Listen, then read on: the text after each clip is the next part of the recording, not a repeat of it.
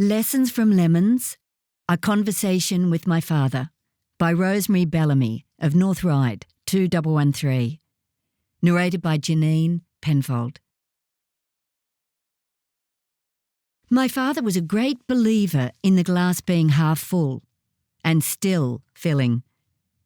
If we 4 children complained about trivial matters, he would gently chide us with, "I had no shoes and complained until I met a man who had no feet." As an adult, I often wondered how Dad could always be so optimistic, even in the face of great challenges. One day, I finally asked him why that saying was so important in his life. This was his reply.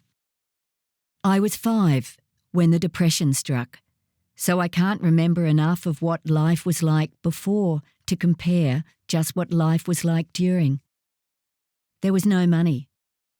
Cream from our dairy cows had been our main income. It was a luxury item, so demand dried up, and the price we could sell it for dropped dramatically. We couldn't sell our poultry or cattle either. Bartering in the community was the only way we, like most people, could survive. Before the Depression, if we needed money for items that we couldn't barter for or make do, we would take eggs and fruit into town to sell. My job was to pick lemons to take to the greengrocer, who would pay $1 a dozen. I would give my mother the money to add to her tally from selling the other goods. This particular time, my 2 sisters had a case of dengue fever, a mosquito-borne disease that causes fevers and severe aches. Mother and I were off to town to buy aspirin to relieve the worst of their pain. I picked 3 dozen large lemons and packed them into the wooden box my father had made, small boy size, just for this purpose.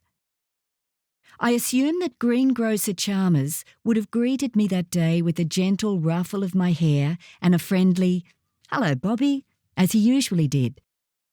He would have taken the box, counting the lemons as he removed them, as he usually did. But what followed on this day was not what he usually did. When he went to his money box and returned, he placed a 3-penny piece in my hand. I stared at the money in my still, open hand, then looked up at him, waiting expectantly for the rest of the 3 shillings I would normally receive. But he just sadly shook his head and closed my fingers over the coin. I returned to my mother, waiting patiently outside. I loosened my tight grip on the coin, opening my hand to show that single, small, silvery piece in my palm. She gently thanked me and took the money.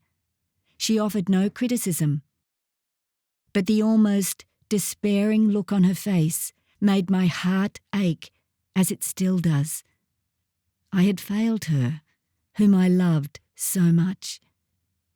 My grandmother's idiosyncrasies now made so much more sense.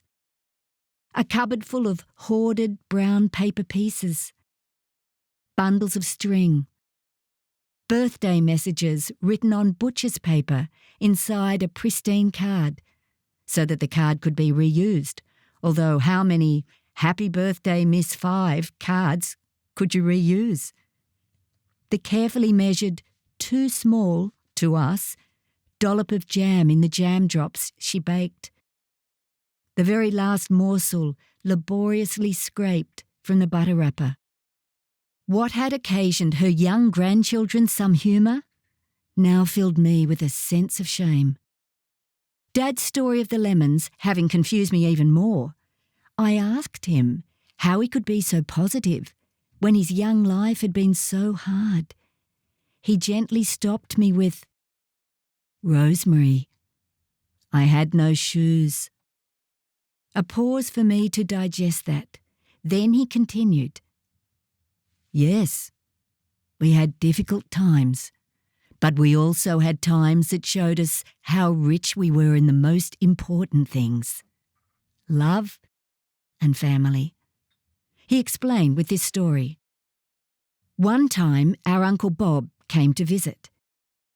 While my elder sister Daphne and I were watching him unpack, Daphne remarked that his shoes had holes, that he needed to buy new ones. "Oh, I don't buy shoes. When I need new ones, I just grow them," he said. At our dubious looks, he handed his old shoes to Daphne and said, "Plant these in the garden, water that spot every day, and a shoe tree will grow there." Small we might be, Daphne 8 and I nearing 7, but we were very suspicious of this, having been the recipients of many Uncle Bob pranks. Daphne challenged, "There's no such thing as a shoe tree." Uncle Bob, "Would you believe your mother?" Daphne and I, "Yes." Uncle Bob, "Go and ask her. Is there such a thing as a shoe tree?" Mother, busy about the household chores as usual, replied a little distractedly, "Yes, of course."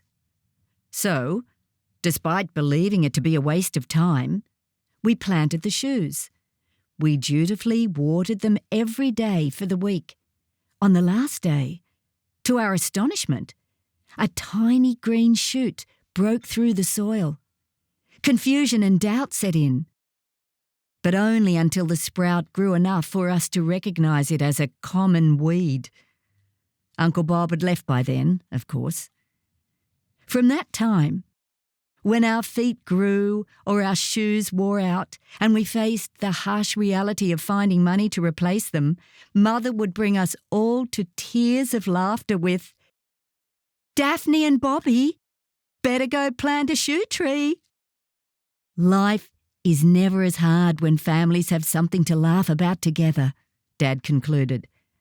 So, on occasions when I feel a little sorry for myself, I hear that much-loved voice, "I had no shoes." I think of a man who endured hardships with quiet courage, a generous spirit, a full heart, a man who planted not only imaginary shoe trees, but the togetherness, laughter and love that grows so strongly in the large family that is his legacy.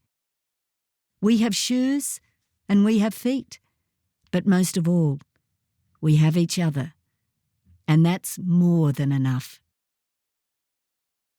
The end.